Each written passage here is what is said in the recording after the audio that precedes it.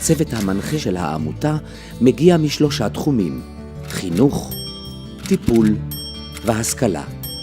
בנוסף, יש את הצוות הצעיר, הכולל סטאז'רים, מורים להוראה, ומולים, מורים לחיים. ג'יסר א-זרקא זה אחד היישובים הכי עניים במדינה, שסובלים ממצב סוציו-אקונומי מאוד נמוך. השנה התחלנו את התוכנית מינואר, תוכנית למניעת נשירה גלויה וסמויה. יש שם הרבה אכפתיות מצד התלמידים ומצד המורים ואחריות. התוכנית של מניפה והליווי שקיבלתי גם ממניפה מאוד עזר לי להיות יותר מקצועית, וגם נתן לתלמידים הרבה כלים להתמודדות בשטח.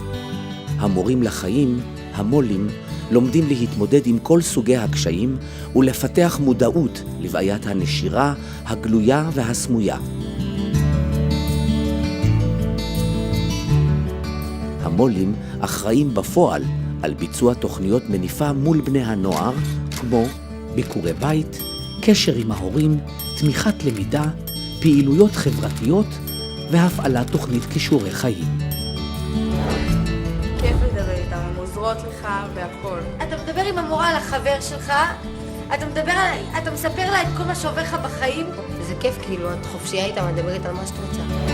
עכשיו אני כאילו כבר מסוגלת לקחת על עצמי, לקחת כמות של חומר, ללמוד אותו על תאריך מסוים, לגשת לבגרות. כאילו זה אפשרי שבסופית בעצם נמצאת עם תעודת בגרות. למדתי ועשיתי בגרויות והצלחתי גם. יש יחס מאוד אישי בין הצוות לילדים. הילדים במשובים מגדירים את זה כדבר ראשון במעלה מבחינתם. מדינת ישראל צריכה לתת למניפה את הכוח לתפוס את הנושרים האלה ולהחזיר אותם אל מערכת החינוך.